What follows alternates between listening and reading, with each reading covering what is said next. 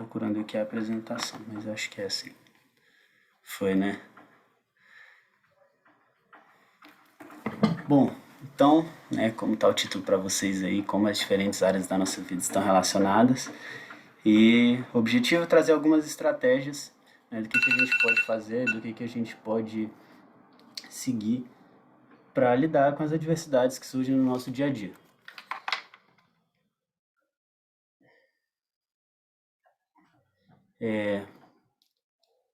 Aqui, né, pensando quais são as esferas que a gente tem na nossa vida. Isso aqui são as mais comuns que eu pensei e busquei também trazer algo que todos ou quase todos estivessem envolvidos em todas essas. Então, eu trago aqui trabalho, né, estudos, uma formação pessoal, profissional, a vida social, né, a vida social aqui entendida como amizades, um relacionamento afetivo, colega de trabalho, a família também, os nossos pais, nosso papel como filho, como marido, como esposa, como irmão, como irmã, e também a vida religiosa, né? A religiosidade faz parte da vida de muitas pessoas e isso aqui são alguns cenários que a gente está inserido, né? E aí eu trago para vocês essa pergunta, né? O que que esses contextos que a gente está inserido, o que que eles exigem de nós? O que vocês se sentem exigidos ou são cobrados, né, diante desses cenários? Pensando no trabalho, na família, alguém gostaria de compartilhar aí o que é cobrado, o que é exigido? Eu. Tá me ouvindo? Oh, tô assim. No meu caso, é tempo, né? A família cobra um tempo de qualidade, Uhum, mais presença. entendi. Legal, obrigado. É um desafio conciliar, né, o tempo desse tanto de papel que a gente exerce. Alguém mais gostaria? Se alguém, né, quiser também se expressar e não quiser falar, fica à vontade para escrever no chat, tá? À medida que eu for vendo aqui, eu vou apontando e se eu só perceber depois, eu volto, não tem problema não, tá? Isso que você trouxe, Maria Eduarda, é legal que você trouxe também a ideia do tempo de qualidade, né? Isso é uma coisa bem importante, assim, pensando também no nosso processo de desenvolvimento, de evolução. Então, quando quem tem filho pequeno, a gente muitas vezes é levado por uma ideia de que precisa passar muito tempo com o filho, mas na verdade é o tempo de qualidade que vai influenciar de fato no desenvolvimento nessa relação, né? E isso para as nossas relações também da vida adulta, né? Então, o tempo que a gente passar, é importante a gente conseguir passar esse tempo inteiro, né, naquele estar no presente, assim. Então, valorizar a relação, valorizar a troca, isso é uma coisa de fato muito importante. Quem trouxe tempo também ontem foi o Henrique de Águas Claras. Eu até acrescentei aqui na apresentação o, a ideia do tempo e da responsabilidade. A responsabilidade, se eu não me engano, foi a Sani, lá de BH, que trouxe. Aqui, né, tem alguns outros pontos que eu pensei e que eu vejo que eu ou sou demandado, ou demando, ou já fui demandado, né? Então, é atenção, disposição, concentração, energia, memória, agilidade. E aí eu acrescento aqui, acrescentei de ontem para hoje, tempo e responsabilidade, né? E, bom, aqui eu trago algumas estratégias. Essas estratégias, como eu falei para vocês, no início elas são baseadas em vários estudos. Então, quem gostar, quem se interessar, pode me pedir que aí eu passo, a gente troca ideias sobre isso, a gente vai conversando sobre isso. Quem não tiver tempo, não tiver disponibilidade ou não tiver interesse, não precisa também acreditar cegamente. Bota em prática e vê o resultado que isso vai trazer. Tá? Isso, com certeza, vai trazer resultados bem positivos para a vida de vocês. E a ideia aqui não é pensando em viver uma vida feliz, né, por completo. É pensando que as adversidades acontecem, que os problemas acontecem, e é importante a forma que a gente lida com essas adversidades. Então, o objetivo maior é tornar essas adversidades e a vida mais leve. Pois não, Marina?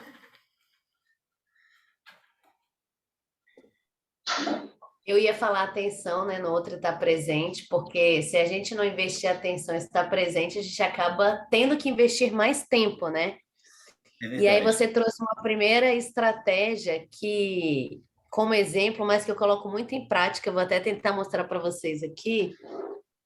Tá vendo ali o tanto de post-it? Tô. É um mural da gratidão. Então, Legal. Caramba, legal. realmente dá certo. Legal. Então, eu gosto de começar por esse. Gratidão, tem vários estudos sobre isso e ela é importante para muitas coisas, né? Pensando nesses papéis que a gente exerce, principalmente os papéis sociais, a gratidão é fundamental para a gente criar e manter e fortalecer os vínculos que a gente tem, né? E sobre o ato de ser grato, de ser grata a alguém, os estudos apontam que a pessoa que expressa essa gratidão, ela tem um retorno maior do que quem recebe esse ato de gratidão. Então, quando a gente identifica que alguém fez por nós algo que a gente julgou relevante, importante, que foi um diferencial no dia, na nossa vida, quando a gente toma essa atitude e expressa isso para a pessoa, a gente lida com as coisas de uma forma muito mais leve, a gente fica muito mais leve, de fato. Então, o orgulho, essa felicidade, essa satisfação de se conduzir até o outro e expressar em palavras o que foi feito, né? Isso traz um retorno muito grande para quem está se expressando e não só para quem recebe, né? Então, é uma coisa muito, muito importante. A gente aprende a se expressar também, né? Isso é uma prática. Então, tem gente que tem dificuldade em dar feedback, em agradecer. Então, isso é uma prática. Isso vai acontecendo à medida que a gente vai praticando, que a gente vai vivenciando essas situações. Bom, seguindo aqui, atividade física. Atividade física tem um impacto gigante na nossa vida, em várias dimensões, assim. Então, está relacionado com a qualidade do nosso sono, está relacionado com o nível reduzido do nosso estresse quando a gente pratica atividade física. A gente libera hormônios, a gente produz vários hormônios que diminuem o nível do nosso estresse, que aumentam também nossa concentração e fora coisas práticas e óbvias, né, da atividade física, que deixam o nosso corpo mais resistente, que aumenta a nossa longevidade, trabalha a nossa resistência física e emocional. Seguindo, né, para o lazer. O lazer aqui eu trago como algo diferente do fazer nada, né, do que a gente faz no momento que a gente tem off, por exemplo. Então, o lazer não seria, sei lá, entre uma atividade e outra, a gente ficar ali 1 hora e meia no YouTube, no TikTok, assistindo alguma coisa. A ideia do lazer é a gente fazer coisas diferentes do que é habitual. Então, quando a gente se desafia com algo que a gente gostaria de fazer. Então, seja aprender um novo instrumento, fazer uma atividade nova, sei lá, fazer uma dança, fazer escalada, não sei, coisas que vocês possam ter de vontade, de pensamento, e ainda não tiveram a possibilidade de executar, né? Isso a gente traz uma noção também de autoconhecimento, que quando a gente tem essa abertura para fazer coisas novas, para executar novas atividades, a gente passa a desenvolver e despertar coisas nossas que a gente não conhecia.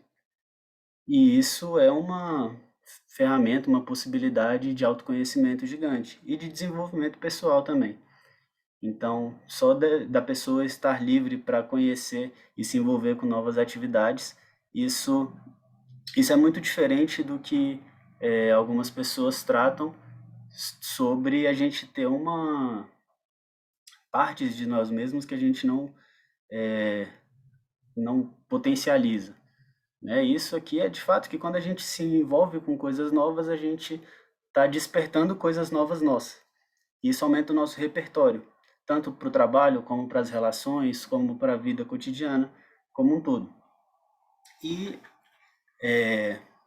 como um próximo ponto aqui também, a inspiração, né? Então, dependendo do trabalho que vocês exercem, dependendo do que vocês estudam, em alguns momentos a gente, ou então para a família mesmo, para alguma atividade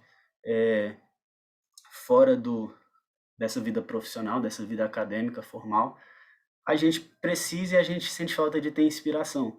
E a inspiração, eu coloquei ela aqui porque ela é um resultado desses outros fatores, né? Então, à medida que a gente exerce a gratidão, que a gente tem um momento de lazer, que a gente faz atividade física, a inspiração é um resultado natural disso tudo. Então, não adianta a gente forçar a se inspirar, a gente forçar a ter ideias novas, a pensar numa nova forma de fazer, sendo que a gente não tem tempo de descanso, sendo que a gente não está trabalhando o nosso corpo para gerar essa inspiração. Seguindo, fiquei cansado. Eu trago aqui também outros pontos, né? Esse primeiro de humildade, a humildade aqui ela vem com uma ideia da gente buscar estar menos errado. Então, é uma ideia de quando acontece algum problema, pensa na época da escola, por exemplo.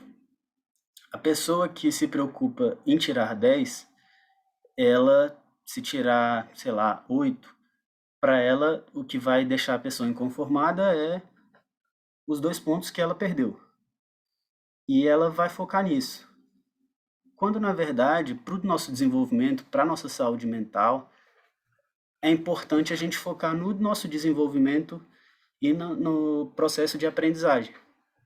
Então, não focar no resultado em específico, mas focar pensando que tinha uma nota máxima, a pessoa não tirou a nota máxima, e identificar no que ficou faltando para alcançar essa nota máxima e melhorar. Então, esse trabalho constante de buscar estar menos errado, menos errada, né? Então, quando alguma coisa acontece, por exemplo, no trabalho, não se culpar ou buscar um culpado, identificar o que aconteceu e criar formas, criar novas estratégias de melhorar, né? Isso daqui não tem a ver com orgulho, não tem a ver com não estar errado em conflitos, em relações sociais, em relações afetivas, né? A ideia é que a gente busque melhorar para diminuir o nosso erro. Bom, seguindo aqui também, eu trago essa ideia de alteridade. Entendendo aqui que a alteridade quando a gente reconhece o lugar do outro. Então a gente entendendo que o outro é o outro e que tem coisas que eu não sei, eu preciso aceitar que eu não sei, eu preciso entender que eu não sei. E a partir do momento que isso acontece, eu entendo que é do outro e o outro sabe. E se eu me preocupo, se eu quero que alguma coisa mude, eu preciso entrar em contato com o outro, eu preciso acessar esse outro. E como, né? Então, perguntar, né? Chega junto, pergunta o que aconteceu, o que é, como que pode ajudar, porque quando a gente faz isso, a gente além de melhorar também esse vínculo, de quebrar essa barreira, a gente está mostrando que a gente se importa com o outro pelo outro e não por nós. Então, não sei se vocês já passaram por situações que vocês querem ajudar uma pessoa que não quer ajuda ou não está preparada para receber essa ajuda. E a gente acaba que fica com raiva. Então, a ideia é reconhecer o espaço do outro, reconhecer o lugar do outro, para que essa, essa barreira seja quebrada. E se o outro não estiver preparado para receber ajuda, não adianta eu ajudar diretamente. A gente pode pensar em como ajudar para a pessoa passar a poder receber ajuda, estar preparado para receber ajuda e estar junto, né? Então, quando eu reconheço que tem coisas que eu não sei sobre o outro, eu a única forma de acessar isso é perguntar. E isso é uma chave para melhorar, para fortalecer todas as nossas relações, todos os nossos vínculos. Um outro ponto aqui, bem importante, é a novidade, busca por novidades. Então, uma coisa bem interessante, assim, eu até comecei a fazer isso no final do ano passado, é retomar alguns conteúdos que eu estudava na escola. E isso é uma coisa muito mágica, porque a gente, quando estava na escola, sei lá, estava na escola de, eu digo, ensino médio, final do ensino fundamental. Então, ali dos 14 até 18, 20 anos, mais ou menos. E é um processo de desenvolvimento ainda. E a gente tem assuntos, tem conteúdos que eles são muito abstratos. Então, experimentem pegar alguma coisa que vocês viram, alguma disciplina que vocês gostavam, sei lá, história, matemática, alguma coisa nesse sentido, geografia, e lê, estuda, dá uma passada de olho com o olhar que você tem hoje, né? Isso faz você criar conexões, isso faz você aumentar o seu repertório também de atitudes e comportamentos. Isso é uma coisa muito legal e muito importante para a gente saber lidar com os novos desafios que acontecem no nosso dia a dia, né? E por último, eu trago aqui a qualidade do sono, tá? A qualidade do sono é uma coisa que a gente não dá a atenção necessária, tá? Infelizmente, o sono ele está diretamente relacionado com todo o resto. E todo o resto está relacionado com o sono também. Então, tudo isso daqui como diz o título, né? As coisas estão relacionadas umas com as outras. Então, o sono, só para vocês entenderem, eu vou fazer uma explicação bem básica. A gente tem um relógio biológico, isso relacionado ao nosso ciclo diário, que isso, por um processo de evolução, a gente precisa, né? A gente precisou criar estratégias de se preparar para os momentos, para os eventos do nosso dia a dia. Então, não sei se vocês já se perguntaram isso, quando a gente fica com sono no horário, quando a gente fica com fome sempre que está perto de meio-dia, o nosso corpo ele precisou identificar como que isso foi acontecendo ao longo da história e a gente precisou se preparar para esses momentos, né? Porque senão a gente estava pensando no nosso passado bem antigo, no passado bem antigo da nossa espécie, a gente estava andando na mata e dormia. E era abatido por um sono imediato, assim. Então, para comer é a mesma coisa. Se a gente esperasse uma fome muito forte, a gente não teria energia para conseguir comida. Então, o nosso corpo ele precisa desse relógio, né? E a gente é adaptado a isso. Então, quando a gente vai dormir, por exemplo, uma das coisas que influencia e que mais influencia no nosso sono tem a ver com esse ciclo circadiano que chama, e a gente é muito afetado pela luz. Então, mesmo dormindo, quando a gente recebe luz, nosso olho identifica essa luz e o nosso ciclo recomeça, né? Então a gente vai passando por isso.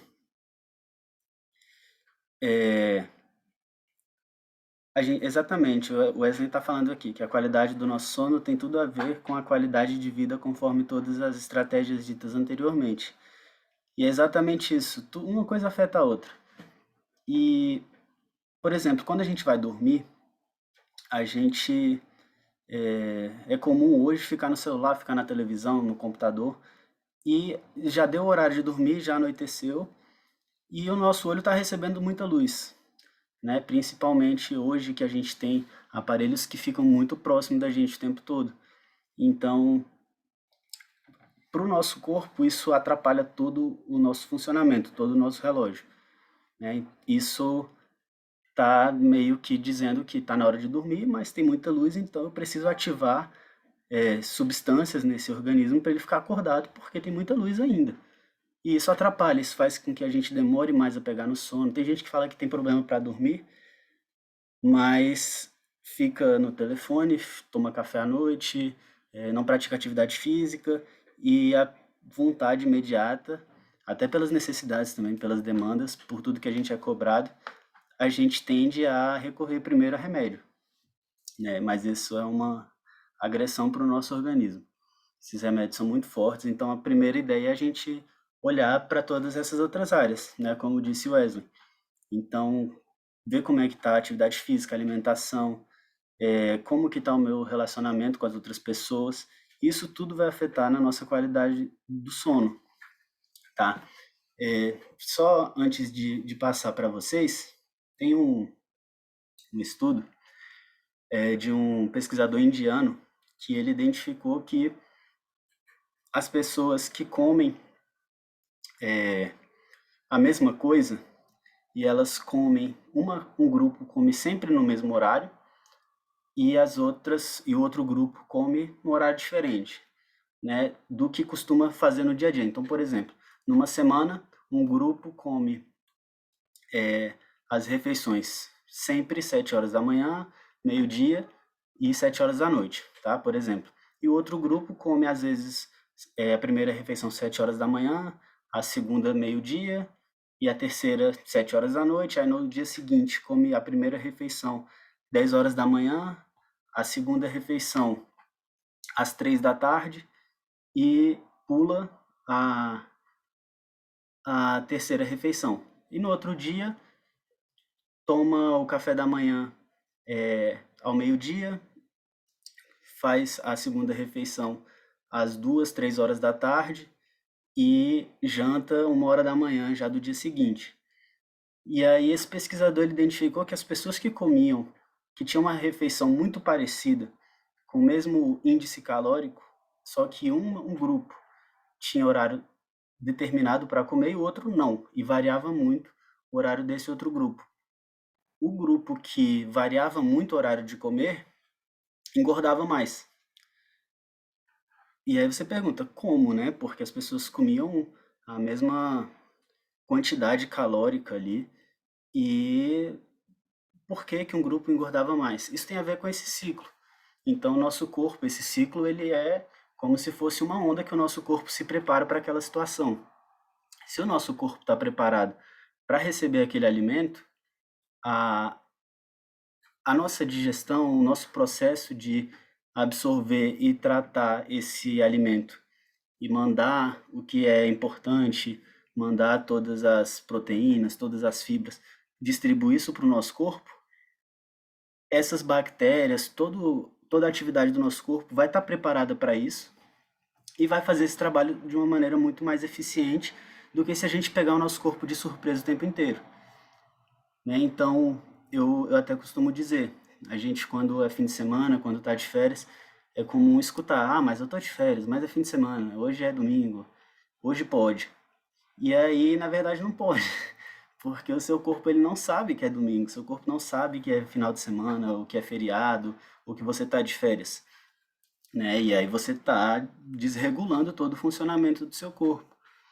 E tudo isso afeta como que a gente vai viver, né? Como que a gente, como eu trouxe para vocês aqui e como o Wesley bem pontuou, né? Se a gente dorme bem, isso aumenta a nossa concentração, isso aumenta, melhora o nosso humor, nossa memória, a atenção, a concentração, raciocínio, nossa imunidade também, tá? Quando a gente dorme mal, nossa imunidade cai, assim como quando a gente não faz atividade física regularmente. E a atividade física, né, vou voltar aqui, não precisa ser academia, corrida.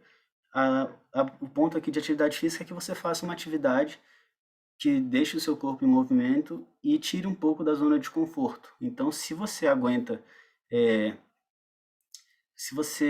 caminhar por 10 minutos, caminha por 10 minutos, mas faz isso todo dia.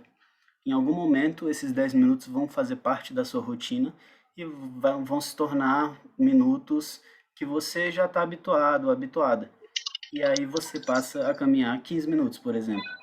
Então, a ideia é estar em movimento constantemente, né, diariamente, e, se possível, fazer as atividades do dia a dia também, evitando sedentarismo, tá? Então, a gente não tem muita chance de caminhar, assim, às vezes com a vida corrida, com o tempo de trabalho, e aí quando a gente tem uma chancezinha de subir uma escada, a gente vai para o elevador. Então, a ideia é trabalhar isso para que o nosso corpo esteja em movimento. Eu vou só ler aqui o que o Takeuchi colocou. Todos nós temos um relógio biológico que trabalha exatamente igual, porém a nossa rotina de sono e alimentação prejudica e não deixa regulado. Depois eu envio no grupo um vídeo que explica as horas que seu corpo tem mais disposição e a melhor hora para dormir. Exatamente isso, Takeuchi. Então, nosso corpo é uma ferramenta que uma coisa puxa a outra, uma coisa depende da outra. Então, se você acha que você está com estresse e isso está afetando o seu trabalho, é muito mais saudável para você olhar para o seu tempo de sono, olhar para a sua alimentação, para a sua atividade física, ver o que está sendo feito, o que pode ser feito, o que pode ser melhorado. E isso é muito mais saudável do que você recorrer direto a um ansiolítico, a um remédio forte para aquilo em específico. Aquilo pode resolver naquela semana, naquele ano, nos próximos 5 anos, mas em algum momento a conta vai chegar, né? Não só pela falta de atividade física, pela alimentação ruim, pelo sono ruim, mas também o efeito colateral do remédio, tá? Remédio é uma coisa muito, muito séria, que a gente precisa de uma indicação médica e sempre olhar para essas diferentes esferas da nossa vida. E aí, tá aqui, legal, gostei disso, tá? Vou querer ver esse vídeo, depois você manda lá. E eu coloquei aqui, por último, todas essas estratégias juntas. E aí eu quero passar para vocês agora, ver o que vocês já testaram, já fizeram dessas atividades, que trouxe resultado, ou que vocês, se vocês sentirem à vontade, gostariam ou precisam melhorar para que consigam resultados diferentes. Alguém gostaria de compartilhar aí nesses minutos finais?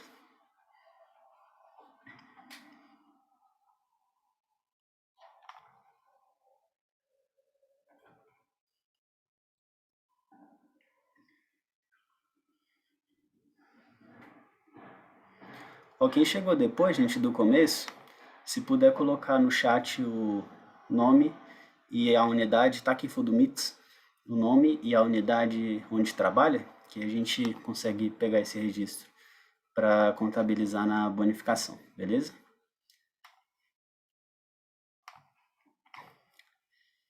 E aí, já que ninguém quer compartilhar, eu vou compartilhar. Eu sou uma pessoa que tenho uma relação muito forte com exercício físico. E quando eu não faço, é muito claro, assim, até minha namorada comenta. A gente, se eu não faço, se eu perco dias ali de atividade, eu não faço todo dia também, tá, gente?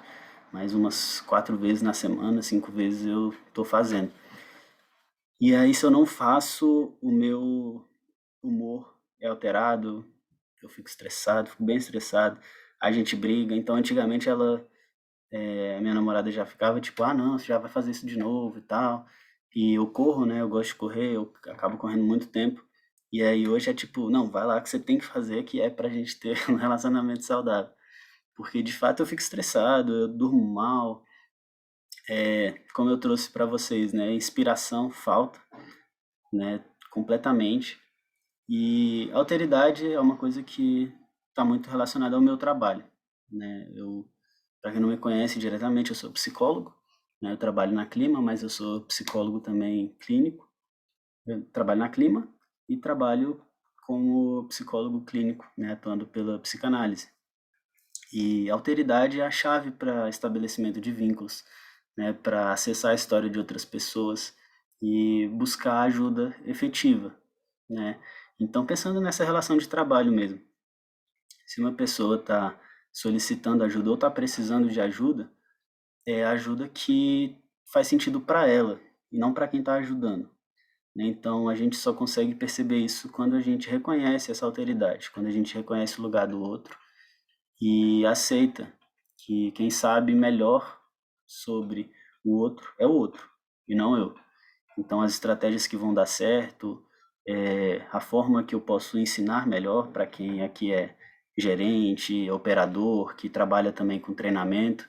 Então, a melhor forma de ensinar depende da melhor forma que o outro aprende, e não da melhor estratégia que você criou e faz sentido para você, né? Então, essa alteridade é importante a gente reconhecer e saber lidar no dia a dia, né? Que as pessoas são diferentes umas das outras e, consequentemente, a gente é diferente um do outro. Então, para eu ensinar, por exemplo, vou ensinar uma atividade para o meu sobrinho, que tá crescendo, eu preciso entender como que ele aprende, como que ele recebe melhor as informações, e não de acordo com o que eu acho que seja melhor, tá bom? Bom, eu agradeço a vocês, é muito bom ver o nome de vocês aqui, para quem participou, por áudio, por mensagem, obrigado, viu, gente? Pessoal da Ceilândia, acho que amanhã eu tô aí, vou confirmar aqui, mas é isso mesmo. Prazer falar com vocês. Se alguém tiver alguma dúvida, se alguém quiser continuar esse papo, fica à vontade para mandar mensagem no privado, tá? Se alguém quiser referência também do o podcast que eu tirei a maioria dessas informações, eu compartilho com vocês. E se eu puder também ser útil de alguma forma para algum de vocês, pode falar comigo, tá bom? Então, obrigado, gente. Bom dia, bom trabalho para vocês, boa semana.